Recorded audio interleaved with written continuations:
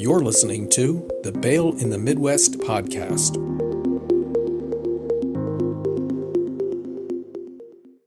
Hello and welcome to the Bail in the Midwest podcast, where we explore a variety of topics related to bail, pretrial release, and the criminal justice system in the Midwest. My name is Shane Rolf. I'm the Executive Vice President of the Kansas Bail Agents Association, and I've worked in this field for the past 35 years.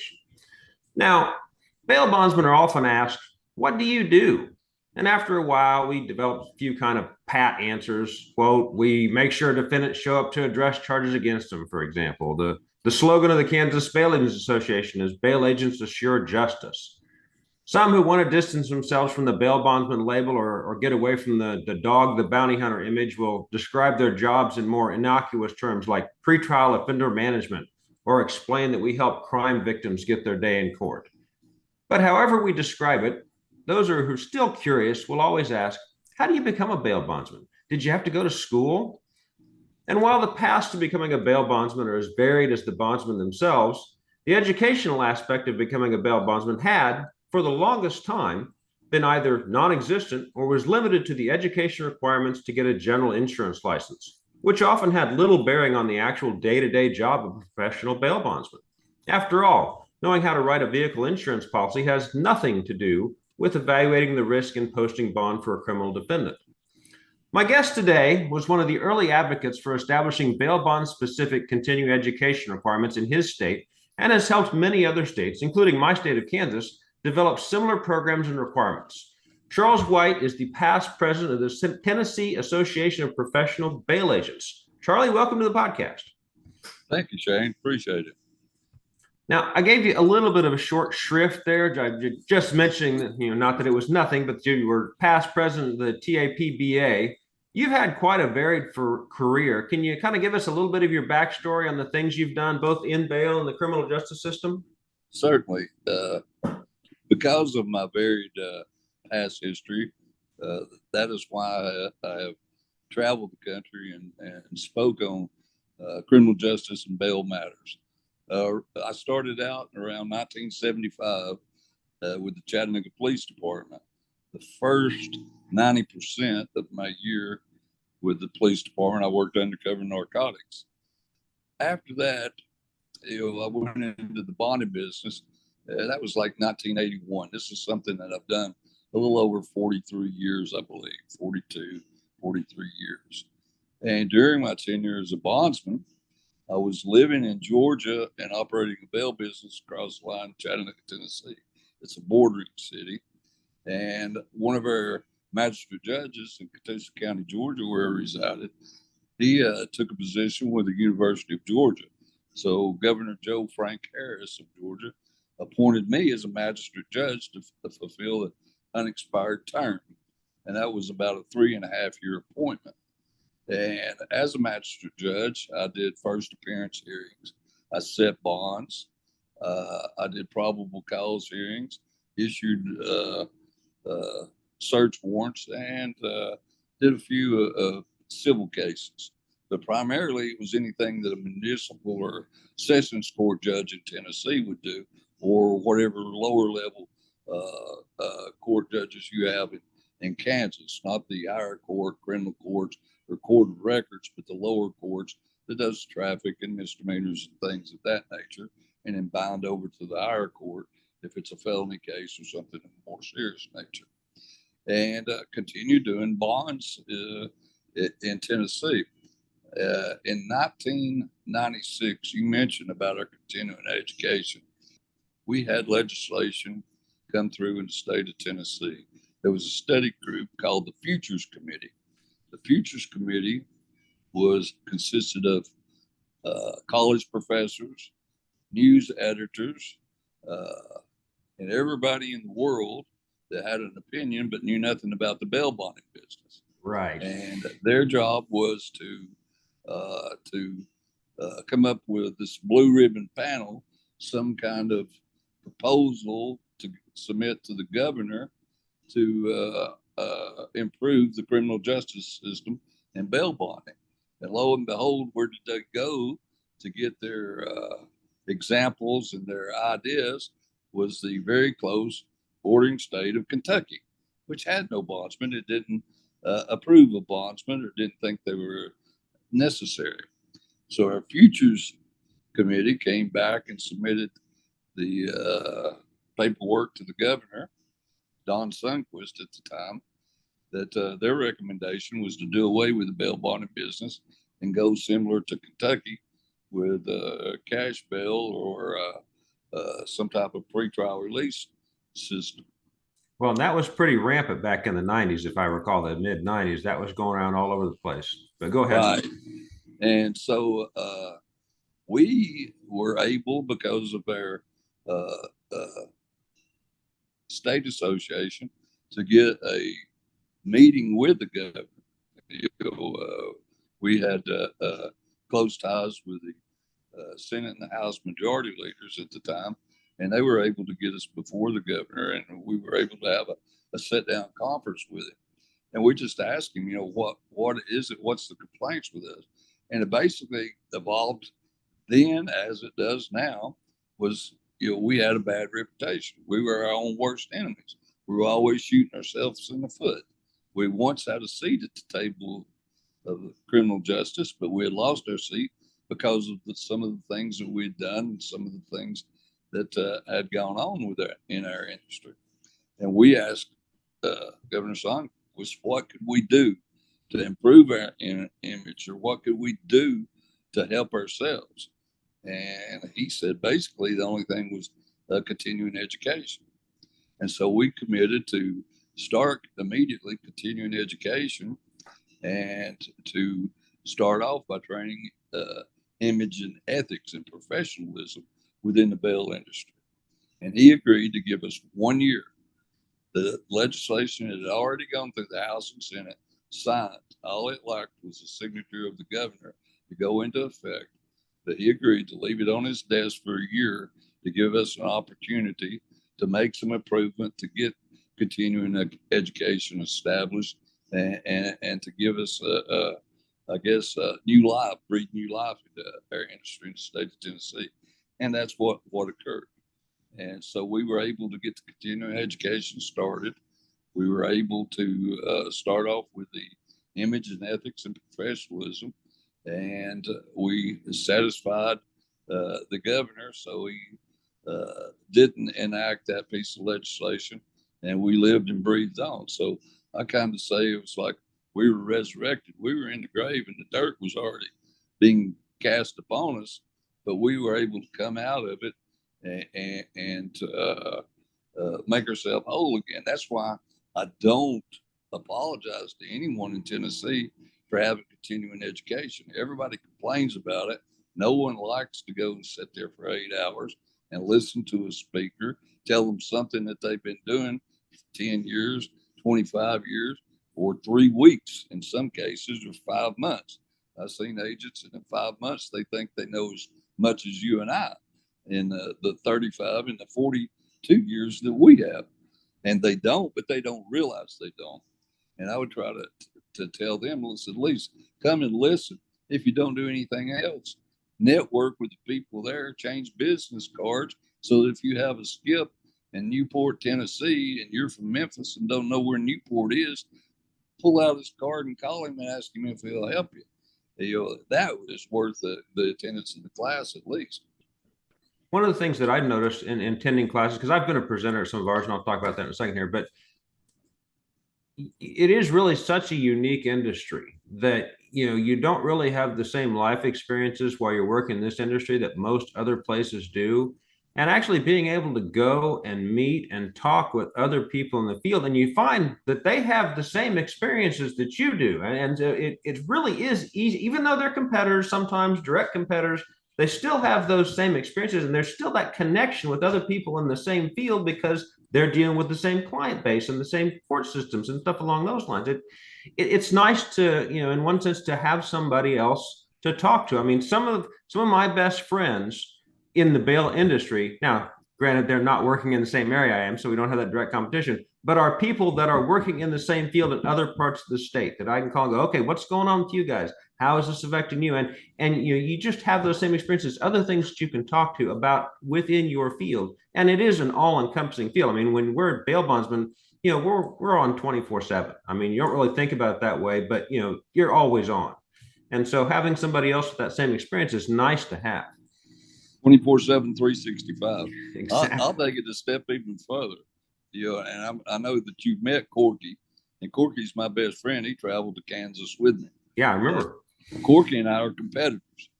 Our offices are virtually have been next door to each other, right down the hall from each other. And when we're going to jail, make a bond, we'll elbow each other to look like people on roller derby. If you remember that from back in the days with the little roller skates and the little helmets on, elbowing the crap out of each other, trying to get a step ahead. But yeah, Corky and I hunt together, fish together. He's like a brother to me. He's almost as close to me as my brother and I.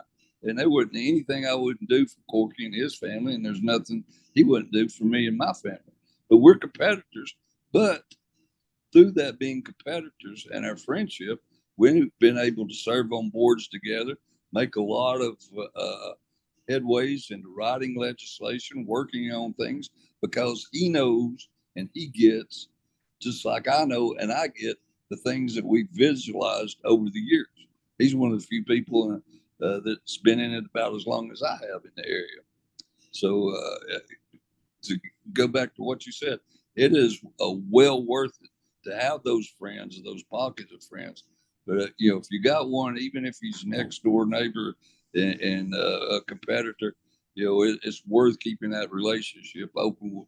And because there's enough out there for all of us. The problem is when they start getting greedy and somebody wants it all, and they start cutting the corners.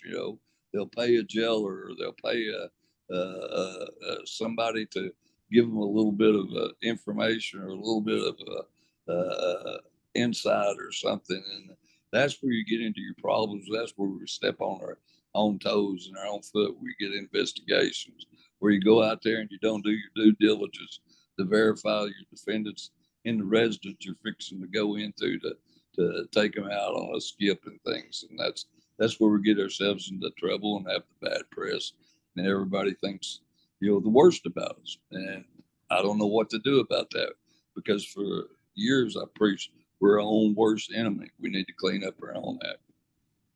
Talking about continuing education, I've been a presenter a couple times at our continuing education. I think the very first year I had a presentation that I gave on the history of bail, so everybody kind of understood where we came from and how we got to where we are now.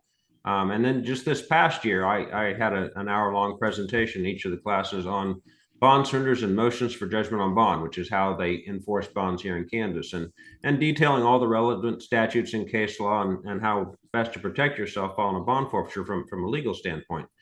But we can't do those same presentations year after year. If we just came and gave the same thing year after year, they'd really complain about having to attend the class. How do you guys in Tennessee try and keep things relatively new year after year? I mean, I know you've got to cover some basics every year, but how do you mix in some new stuff each year to kind of cycle that and keep it fresh?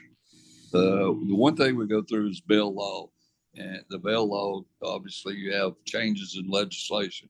So we do the changes in the legislation, what is new that has been added and what is old that has been omitted. And from there, we bring in different guest speakers. We've used Alex Price. I don't know if you know Alex. You should. He's been at PBS and he's been in Tennessee many times. He was actually on the podcast here a couple, 3 episodes ago. Oh, well, okay. Then you know Alex Price. Well, Alex is one of the few nationally certified bail enforcement instructors in the country. So, and then we have a young lady, Miss Stewart, that teaches at Quantico about the phones and the information you can get off of Facebook and the social programs and things of that nature. But we give them a little bit more time because they have such in-depth knowledge. From there, we invite guest speakers like a district attorney, a sheriff, and of course, I've spoke or been a presenter on many occasions for different subjects, depending on what the subject matter or need was at the time. Or we might bring in someone like you to come from Kansas and give us in Kansas, in Tennessee, what you did for Kansas about your paperwork and your forms. And they may not be the same, but they'll be the same, only different, if that Right. makes sense to you. So, and then we look at people from the National Association, PBUS. Topo Padilla goes around to some of the states and he'll speak.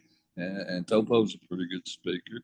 And then you have some of the surety companies have different people that'll come, like Eric Granoff from AIA or Mike Whitlock from American Sureties. Or at one time there was Nick Wachinski when he was with Lexington. So there's different people. And Nick is someone that's come and spoke in Tennessee several times to give us an update. I think he represents the Pennsylvania bonding companies as an attorney. And then people like that, some of the lawyers that have lobbied or worked on some of the cases in New York, New Jersey, California, Texas, where they were trying to implement the different programs to do away with the bail bonding industry. And Nick and I worked together on a few things because we found ourselves like-minded.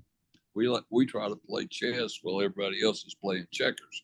So where we're looking at 3 and 5 years down the road, everybody else is down here trying to do something from what happened last year or do something to help this year. We've already established that, completed that, and we're 3 years, 5 years down the road making something else to help us or to improve or defend at that point, rather than waiting. And we like to be proactive rather than reactive, if you will. There is the notion that you need to preserve the industry first, or there's nothing to fight over. Right, exactly. I agree. So let's talk about Chattanooga just a little bit. When I was in high school, we did a trip. My high school had what they called an interim period between semesters because they were trying to emulate sort of like college stuff. And so during that 2 weeks in between semesters, there were what they called mini courses. And so one of my years, we had a mini course where we traveled all through the South to visit Civil War battle sites. And of course, and Chattanooga is one of those places. And so we were in Chattanooga. That's my only experience being in there. We took the hike up Lookout Mountain and went to visit the rock gift shop and all the stuff that's up there. I've still got old pictures looking down on the city from the mountaintop there. But looking at that city and where it's located geographically, that's got to create sort of some unique challenges from a bail bond perspective because you're right on the state line with Georgia and pretty close to state line with Alabama and not that far from the Carolinas and really only 100 miles south of Kentucky, which creates its own problem. So as a bail bondsman in that area, how do you deal with multiple states and making sure you comply with all the laws in those states and deal with everything? Do you know what the word Chattanooga means? I do not. In the Cherokee Native American language, it means lookout. Ah, okay. And from Lookout Mountain, there's a point there that you can see 7 states from that particular point on Lookout Mountain. And you correctly say, in Chattanooga, I can be in probably 3 states in 15 minutes or less. Which also means your clients can be in 3 states in 15 minutes or less. Well, my clients, a lot of them reside in Georgia and Alabama and work and play in Chattanooga. Right. And some of them reside as far as Kentucky for the Nashville, Crossville, and Cookville areas a little bit north of me. And then up in Bristol and Johnson City, you're across the border. Bristol is the city of Bristol. One side of the street is Bristol, Tennessee. The other side of the street is Bristol, Virginia. And so there's bars that is built with half the bar in Virginia and half the bar in Tennessee. So if the Virginia police come in, everybody walks over to the Tennessee side. If the Tennessee police come in, they walk over to the Virginia side. And then from there, you've got Mountain City, Tennessee, which across the line from it is Boone, North Carolina. So we have, always had to live with the fact that our clientele can run across the border virtually, at any time. So you try to get those good cosigners, good indemnitors, get good information, but the best you could do is sometimes not good enough, especially if they go to Kentucky. Kentucky's hard because they don't like to let anyone come in.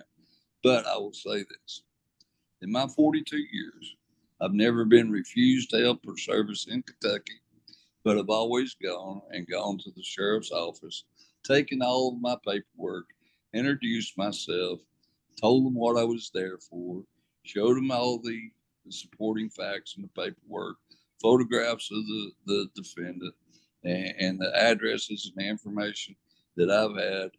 And generally speaking, I've had them even say, well, Mr. White, if you will wait right here, we'll go pick him up for you. We know exactly where he's at. I know his mom and his dad.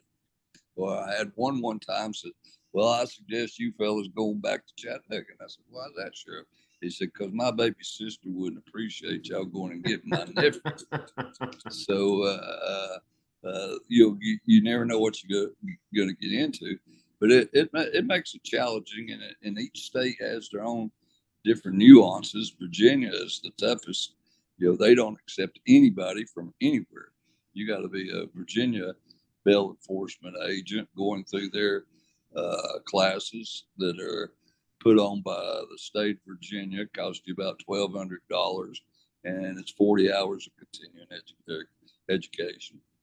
But you can go there and hire one of their people and go with them. It just, it's kind of like going to Texas or some of these other places. Right. And I think that's becoming more common too. Just the states want to have a little bit more control over people that are picking people up in their state. Yeah. We've had some legislation that keeps coming, showing its head, because we've had some out of state bounty hunters or fugitive recovery agent, bail enforcement agent, whatever you want to refer to them as. We call them bounty hunters because that's what our legislators call them. If you look in our statutes, they refer to them as bounty hunters. I don't like the term bounty hunter, but that's what they use. So that's what we use. But at any rate, they come in from out of state. They don't do their due diligence, verify the defendant or see him at an address. They'll just go kick in the door and start dragging people out and end up with the police there and 3 of them getting arrested. Or, it's just something always from people from Alabama, people from Kentucky, or people from Georgia. And it just, keeps our legislators upset because their constituents are calling in and complaining about these out of state, they're out of town people coming in and they don't know who they are, and it's dangerous. I mean, what would you do if 3 guys with black outfits on that look like it's SWAT gear and no identifiers, no police badge or nothing, and they're all armed and peeking in your windows and going around your property? Right. Oh yeah, absolutely. Where I come from, we have Mr. Smith Wesson that deals with intruders like that. And if that sort of situation really blows up and gets on the news, then suddenly the news standing outside your office wanting some sort of comment from you, and makes it look like you were somehow involved in it rather than these people from someplace else. So I mean, it's an image issue. Many times that's occurred.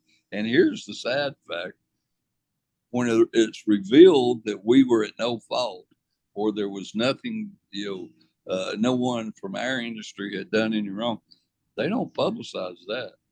They just do the sizzling, titillating facts of bondsmen arrested or bounty hunters assault, or they do the sensationalization of the initial act, but they don't do the backdrop when it's found that, oh, this was just three guys doing a home invasion, and they posed or acted like they was bounty hunters. They wasn't even bounty hunters. Well, I remember the case in Arizona just like that. It was absolutely a home invasion that, they had some 10-year-old bond piece that they got from somebody years and years ago. And the response was, well, we don't really care that they're not bail bondsmen. They could have been bail bondsmen. So we need to do something about this. Well, it could have been anything. It could have been aliens, but it was like, what is this could have been? But that was the justification for a crackdown in Arizona.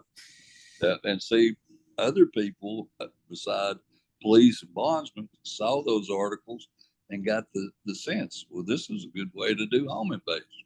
Right. And so, I don't know, Shane, it's just, they don't realize that the criminal element's smarter or as smart as their police forces and police officers. They have their own contact system. And so their own network. So when you go in and you say, okay, we're not going to charge anybody that shoplifts with a crime. We're just going to let them all go. Well, then you have these organized shoplifting units. Why would they go to Kansas City, Kansas, and get arrested for shoplifting when they can go to Oklahoma City, Oklahoma, and not be processed? So they send all their people over there to do their shoplifting. So if you're trying to minimize the criminal element in your city or your area by doing away with the shoplifting arrest and charges, all you're doing is inviting them to invade you by masses because there's no consequences to the acts that they're committing. Well, and the point you bring up there, as far as the criminals talk to each other and learn from each other, is something that kind of gets lost. Because I know that the Arnold Foundation just paid for a study to show that, well, bail reform was really working, and letting all these people out. There was really a small percentage of those people specific who'd been released that were being rearrested, and so that shows it works. And it really misses out on two things. One, you have to actually get caught. If you're going to be committing that crime to show up in those statistics, and it doesn't reflect that, oh, hey, wait a second, my buddy, he got out, for nothing. So if I go commit this same crime, I'm going to get out for nothing. So you lose a lot of the deterrent in the community as a whole with those sorts of arguments. And you bring that up perfectly. It happens within our state because we have some cities that, primarily it's Memphis and Nashville because they're more liberal than Knoxville and Chattanooga. And they drop the small charges for assault, possession of marijuana, or shoplifting in those areas. And that's where they go to commit their crimes. So then you get a city like Kentucky, Knoxville, that says, well, we're going to try that. And guess what? Within 2 months, Knoxville's bombarded. You've got tent cities everywhere. Knoxville just, it has gone downhill fast because of the laxing of the charges and the having to serve the consequences of your actions. They'll go to where they meet the least resistance. And if you don't think MS-13 and all these other guys know where to peddle their drugs, know where to boost the stolen merchandise, know where to get stolen guns, these people are naive. They communicate and they have a system of information just as I guess, efficient as most of the police departments, and better than some states, I would say. Now, if memory serves me correct, and I'm thinking late 80s and 90s, I was doing a lot of legal research at the time on different issues. And Hamilton County came up in a whole bunch of different lawsuits that would seem like it was really quite the hotbed of bail reform, at least as it was envisioned back then. I guess, how did you deal with that back in the 80s and 90s? And is bail reform in Hamilton County, is that still a problem now? No, not so much. That was back in, as I alluded to earlier, that futures study and futures blue ribbon panel and so forth. And That was the beginning, and then in the late '90s was the end of all of that era. But we were able to, we've always had a good relationship with our legislators, our senators, and our state representatives. And so we've never asked them for anything other than an opportunity to sit down and talk to them about issues that involve us. Just give us the opportunity to explain to you why we have the position we have. And all of them have told us that that was, more than reasonable to ask for. And so once you sit down and you look at these issues as they arise and you talk on a basic common sense level, legislators get it. What we have to be aware of that nobody knows our industry like we do. Judges don't know our industry. Clerks don't know our industry. Sheriffs don't know our industry. We sometimes assume everybody knows what we do and how we do it, but those people know a fourth each of what we do. Right. They know what we do within their departments and within their systems, but they don't know what we do with everybody else. If I go to a town, if I come to Kansas and was looking for somebody and needing help or so, I'd come to your office or Dave's office and go in and talk to you about who do I need to talk to in warrant division? Who do I need to talk to in the clerk's office? Who do I need to talk to in the DA's office? Who do I need to talk to in the judge's office? Because you know those people. Nobody else knows all of them. Well, yeah, bail does touch on multiple different aspects of the criminal justice system and even civil justice to a certain extent. Everybody's got their own little area, and then a lot of times we're bridging between lots of those different areas. So let's touch on a couple items been in the news recently, and kind of with your experience, kind of get a feel for your take on those things. And in Texas, kind of made the news. A judge recently released an individual who'd been indicted for several violent crimes on two $1 bonds, so a total bond of $2. In doing so, he cited Senate Bill 6, which rolled back the court's ability to give certain signature bonds to certain defendants. And so what he did was just give them $1 bond. And a similar situation occurred, maybe you saw in the news here in Atlanta, because that's sort of in your area, this past fall, that resulted in a magistrate judge being suspended for a couple of weeks for giving somebody a $1 bond. And when I spoke to some bail bondsmen in Colorado here, a few months ago, they were having similar situations where ultra liberal anti-bail judges, when prevented from granting signature bonds by statute or by local rule, are simply setting ridiculously low bonds. Often when we as bail bondsmen pursue legislation to limit signature bonds, go, hey, you're getting too far afield on these things, and we make the argument that, hey, give that authority back to the judges to make a decision. We assume that the judge is going to revert back to more normal bonds. So in your estimation, what is the appropriate response when they start, the judges themselves start playing these sorts of games with $1 and $2 bonds? Those are the implants of George Soros, in my opinion, or people like George Soros. I don't, idealistically, a judge is supposed to be a fair and impartial finder of fact. A bond is supposed to be set at the least amount to assure the defendant's return to court. So I don't think $1 assures a defendant's return to court. I think they're playing with the system. They want to do these OR bonds or no cash bonds.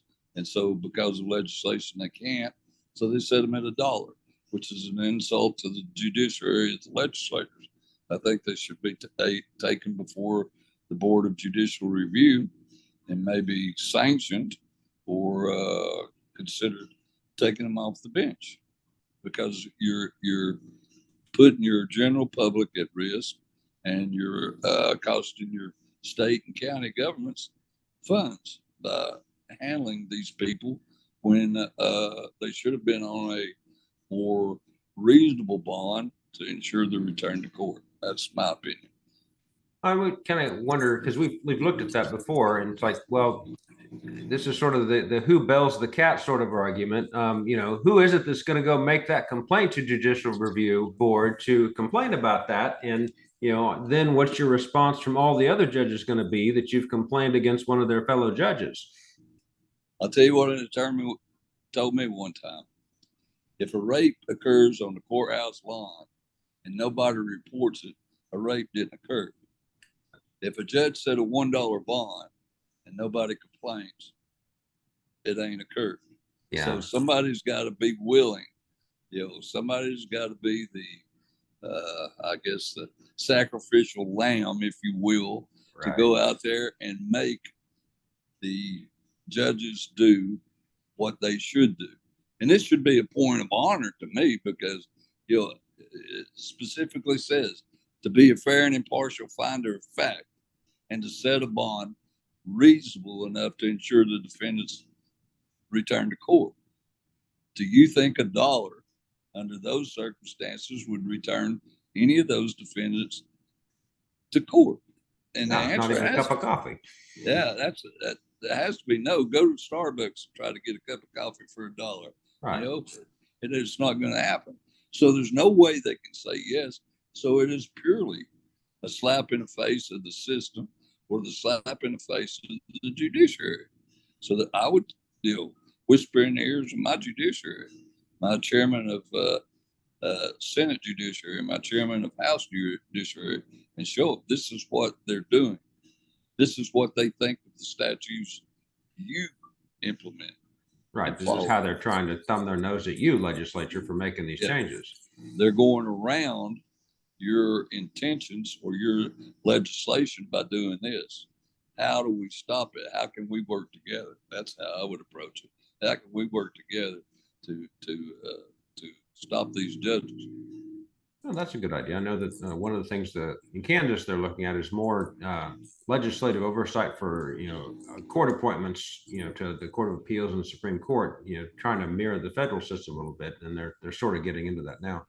Another issue that seems to be coming up in our area, and it's in Sedgwick County and it's in Wichita, is the use of so-called EBonds, that basically using a form of electronic filing for bonds and seemingly, and one it seems like there's certain advantages. I mean, as a bondsman, you wouldn't have to sit around the jail for hours. You could just, press a few buttons on your computer and ship that bond over to the jail. And in theory, you could work with a smaller staff or cover a larger area. But, some of the negatives on that is it potentially increases the competition in a particular area. If you've got bondsmen from all over the place now trying to provide service there. The companies providing this service are quasi-monopolies, and their fees for doing that are quasi-monopolistic. They're ridiculously high. And it could be an end run around the local bail agent by a statewide general agent or even a national firm, simply trying to do bonds online. And finally, it does strike me that reducing our role to just money, which is what this would be doing. And if we're not having direct interaction with the defendant, are we really able to guarantee appearance and assure what we're supposed to do as well? Yes, and yes, all the above. And in Hamilton County, Tennessee, Chattanooga, they just implemented EBonds the first of the year. It's still in the infancy in the initial process, and they're still getting the bugs worked out of it. As I said earlier, I'm retired, so I haven't had any hands-on dealings with it. But some of my friends, Corky, who's still in the business, they're having to filter through the system and work it out. And the general consensus I've got from the age group of my friends of the bondsmen that have been in 30 years plus, it's not improved anything. If anything, it's made it worse in Hamilton County because you have a group that monitors the intake information on the computer, and they'll send the EBond in before without even talking to the defendant or talking to anybody in the family. So they'll have the bond in there, and then get the defendant, and then work on the payment for the bond after they've got the defendant out of jail, rather than before they get the defendant out of jail. Yeah, and that's, I mean, are you seeing a situation there where they then, if they aren't able to work that out, are they putting the people back in custody, or are they just, okay, well, we weren't able to work that out and we're still on this bond? Because I mean, that creates a lot of ill will in and of itself as well if you're tossing people for non-payment. That's according to who you are. If you're certain people can take them back into the custody and they'll just tear up the original paper. Other people don't have that Really? privilege. Yeah. I mean, I've got a couple letters sitting on my desk from various jurisdictions around Kansas that, saying, hey, if we find out that you're surrendering people because they didn't pay you, you're not going to write bonds here anymore. You can surrender for lots of other reasons, but that's not one of them. Yeah. Because they don't want us to be engaged in that sort of behavior. I mean, and I see it happen now and then, but generally not a whole lot. But I could see how they could get a lot worse. But if the courts and nobody knows it other than the bondsman and whoever's working at the detention center, and the defendant can go say it, but he's got no paperwork, he's got Right. no proof, So I don't know, just to me, it was another way that you could breed corruption or, gives A an advantage over B and C. So I don't know, I mean, and like you said, you get to the point where you don't need your local bondsman.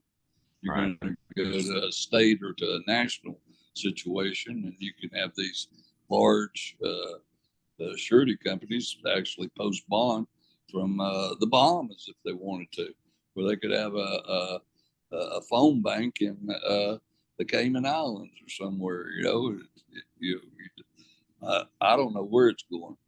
Well, like our notary, if you have a notary, you have to have insurance for that notary. It used to be you'd have to go down to your local insurance agent and get some notary bond written on them. Now you just press a couple buttons on the computer, and I'd hate to see the bail bond industry get to that because I think it loses that connection, that supervision we're supposed to be engaged in.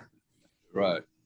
To guarantee the defendant's appearance in court and the victim's day in court. That's the two things that we basically write an insurance policy guaranteeing the defendant's appearance in court and the victim has their day in court. That's basically what we do. So you've mentioned that you're largely retired from active bail writing, and I remember in the movie Jackie Brown, I don't know if you saw that. A lot of bail bondsmen saw it. The bail bondsman character talks about retiring, and his partner is all kind of flustered because how do they manage the winding down of a bail bond business if he wants to retire? You still have to manage the defendants who are still on bond while not really having any revenue come in to pay for picking them up or paying bond forfeitures if things go wrong. I'm seeing a few older bondsmen here in my area stepping back, and generally they're just kind of slowly taper off the bonds they're writing, tighten up the restrictions they have on who they get out, to where they can sort of wind things down. And extricating yourself from this type of business where it's always there's the next bond down the road can be kind of difficult. I'm just kind of curious how you went around that in your own winding down of your business. What you said is exactly correct. We call it a book of business. Each of us have a book of business. That's the bonds we've written, and you have open liability and closed liability. I did it a little bit different. I learned this from a friend of mine who was a small businessman. I've often found it's, knowledge is learning from your mistakes. Wisdom is learning from other people's mistakes. So I tried to take a little wisdom in this and used a system that he used. So in my areas, my offices, I had what I called managing agents or supervising agents, whatever title you want to give them. Right. And these are people that I handpicked and I nurtured and taught a little bit more than just a regular agent. So when I was ready to retire, I offered the office to my managing and supervising agents at no cost to them, other than they managed the runoff and the notification and the handling of the day-to-day business. Let them have the office, let them have the phone number, the whole smear. Right. And so that made it easier on me, and it gave them something to work for and them a sense of being a part of something. And, that's kind of how I was almost brought into the business. So I felt like it's pass it forward, pass it backward, pass it some way. The business has been good to me. I wanted to be good to others. So that's how I did it. And I don't know how everybody else does it. Now, I remember, kind of wrap this up here. I remember that when I first met you, you'd come to share your experiences with continuing education in Tennessee. You came to visit us at the Kansas Bail Agents Association, and when we finally did get the legislation introduced, you were good enough to come and talk to the Kansas legislature on our behalf. And I don't know that we ever told you thank you. I certainly hope you did. If we didn't, let me extend our thanks now. It was vital to what we're still doing. And I can honestly say that I've learned a lot from just watching you and others in your position, the sort of the statesman of the bail bond industry, speak before my legislature. I do try and emulate the ease and the comfort you demonstrated when I have to go before legislators, because I have to do that every year or so, go up and talk about something. So I just wanted to extend the thanks and that, whether you know it or not, you've taught me things from just being able to watch you and how you did things in your roles in the past. Thank you. I appreciate that. And you're welcome. It was my pleasure, Shane. Well, thank you for taking the time to talk to us today. Hope that you're able to take some trips here pretty soon. And I do appreciate you taking the time to talk to me about all this stuff. All right, sir. Have a good day. You too. Thanks a lot, Charlie. Thank you for joining us today on the Bail in the Midwest podcast.